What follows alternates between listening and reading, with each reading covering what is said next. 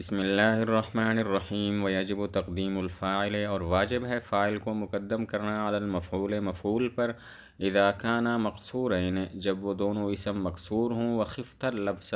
اور تم ڈرو التباس سے، جیسے ضرب موسیٰ عیسیٰ، موسیٰ نے عیسیٰ کو مارا، ویجوز اور جائز ہے تقدیم المفعول علی الفاعل مفعول کو فاعل پر مقدم کرنا، ان لم تخف اللبس اگر تم نہ ڈرو التباس سے، جیسے اکل الکم یحییٰ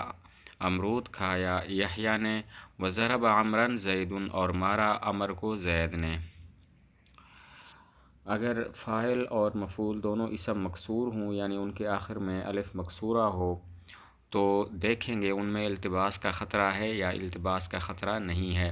اگر ان میں التباس کا خطرہ ہو تو پھر فاعل کو مفعول پر مقدم کرنا واجب ہے، جیسے ضرب موسیٰ عیسیٰ،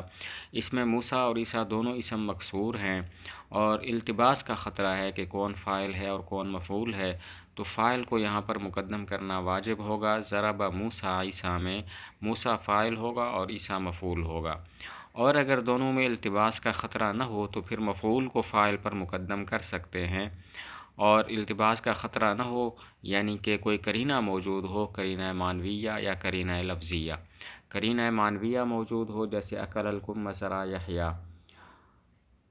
امرود کھایا یحییٰ نے، یہاں پر دونوں اسم مکسور ہیں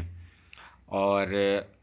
کسی ایک کے فاعل اور دوسرے کے مفعول ہونے پر قرینہ موجود ہے، التباس کا خطرہ نہیں ہے۔ قرینہ معنویہ موجود ہے، وہ قرینہ معنویہ یہ ہے کہ کم مسرا میں امرود میں فاعل بننے کی صلاحیت نہیں ہے۔ اور ضرب عمرا زید یہ قرینہ لفظیہ کی مثال ہے کہ یہاں پر عمرن کے مفعول اور زید کے فاعل ہونے پر قرینہ لفظیہ موجود ہے، وہ ہے عمرن کا نصب اور زید کا رفع جو کہ لفظوں میں ہے، اسی وجہ سے یہاں عمرن مفعول کو مقدم کرنا جائز ہے۔ تو فاعل کو مفعول پر مقدم کرنے کی تفصیل یہ ہے کہ اگر دونوں فاعل اور مفعول اسم مکسور ہوں، یعنی آخر میں الف مکسورہ ہو، تو دیکھیں گے ان میں التباس کا خطرہ ہے یا التباس کا خطرہ نہیں ہے۔ اگر التباس کا خطرہ ہو یعنی ایک کے فاعل اور دوسرے کے مفعول ہونے پر کوئی قرینہ موجود نہ ہو، تو وہاں فاعل کو مفعول پر مقدم کرنا واجب ہوگا، جیسے ضرب موسیٰ عیسیٰ، یہاں موسیٰ اور عیسیٰ میں سے ایک کے فاعل اور دوسرے کے مفعول ہونے پر کوئی قرینہ نہیں ہے، التباس کا خطرہ ہے، اسی وجہ سے فاعل کو مقدم کرنا واجب ہوگا، چنانچہ ضرب موسیٰ عیسیٰ میں موسیٰ فاعل اور عیسیٰ مفعول ہوگا۔ اور اگر التباس کا خطرہ نہ ہو بئی طور کہ کسی ایک کے فاعل اور دوسرے کے مفعول ہونے پر کوئی قرینہ موجود ہو، قرینہ معنویہ یا قرینہ لفظیہ، تو مفعول کو فاعل پر مقدم کر سکتے ہیں۔ قرینہ معنویہ موجود ہو، اکل الکم یحییٰ، یہاں پر کم کے مفعول اور یحییٰ کے فاعل ہونے پر قرینہ موجود ہے، قرینہ معنویہ، وہ یہ کہ کم میں فاعل بننے کی صلاحیت نہیں ہے، اسی وجہ سے یہاں پر مفعول کم کو مقدم کرنا جائز ہے۔ اور قرینہ لفظیہ موجود ہو، ضرب عمرا زید، یہاں پر عمرن کے مفعول اور زید کے فاعل ہونے پر قرینہ لفظیہ موجود ہے، وہ ہے عمرن کا لفظوں میں نصب اور زید کا لفظوں میں رفع، اسی وجہ سے عمرن مفعول کو مقدم کرنا جائز ہو گیا۔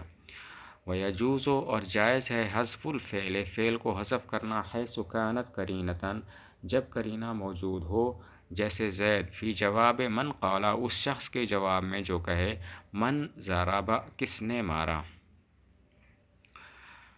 اس کا مطلب یہ ہے کہ یہاں پر قرینہ موجود ہو وہاں پر فعل کو حذف کرنا جائز ہوتا ہے۔ کوئی کہے من ضربہ کس نے مارا تو آپ کہیں زیدن، یعنی ضرب زیدن، یہاں پر ضرب فعل کو حذف کر دیا، اور قرینہ یہ ہے کہ سوال میں ضربہ موجود ہے۔ جب قرینہ موجود ہو تو فعل کو حذف کرنا جائز ہوتا ہے، جیسے کوئی کہے من ضربہ کس نے مارا تو آپ جواب میں کہیں زیدن، یہاں پر زیدن فاعل ہے، اس کا فعل محذوف ہے، اصل میں ہے ضربہ زیدن، ضربہ فعل کو حذف کر دیا، قرینہ سوال ہے کہ سوال میں ضربہ موجود ہے۔ وکذا اور اسی طرح یجوز و جائز ہے حذف الفعل والفاعل، فعل اور فاعل دونوں کو حذف کرنا، کنعم فی جواب من قال، جیسے نعم اس شخص کے جواب میں جو کہے اقام زید کیا زید کھڑا ہوا۔ بوقت قیام قرینہ کبھی فعل اور فاعل دونوں کو بھی حذف کر دیا جاتا ہے، کوئی کہے اقام زید، کیا زید کھڑا ہوا، تو آپ کہیں نعم، یعنی نعم قام زید، یہاں پر قام فعل اور زید فاعل دونوں کو حذف کر دیا۔ قرینہ یہ ہے کہ سوال میں قام اور زید موجود ہیں۔ بوقت قیام قرینہ فعل اور فاعل دونوں کو حذف کرنا جائز ہوتا ہے۔ جیسے کوئی کہے اقام زید، کیا زید کھڑا ہوا، تو آپ جواب میں کہیں نعم، یعنی نعم قام زید، یہاں پر قام زید فعل اور فاعل دونوں کو حذف کر دیا۔ قرینہ یہ ہے کہ سوال میں قام اور زید موجود ہیں۔ آگے وقد یحذف الفاعل، اور کبھی حذف کر دیا جاتا ہے فاعل، ویقام المفعول مقامہ، اور قائم مقام کیا جاتا ہے مفعول کو اس کے قائم مقام کیا جاتا ہے، اذا کان الفعل مجہولا، جب فعل مجہول ہو،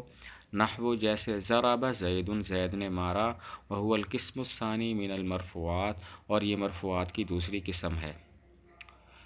کبھی فاعل کو حذف کر کے مفعول کو اس کے قائم مقام کر دیتے ہیں جب فعل مجہول ہو۔ کبھی فاعل کو حذف کر کے مفعول کو اس کے قائم مقام کر دیتے ہیں جب فعل مجہول ہو، جیسے ضرب زید، یہاں پر جو ضرب کا فاعل ہے اس کو حذف کر دیا اور زید مفعول کو اس کے قائم مقام کر دیا، اس کو کہتے ہیں مفعول ما لم یسمی فاعلہ، یعنی نائب فاعل، اور یہ مرفوعات کی دوسری قسم ہے۔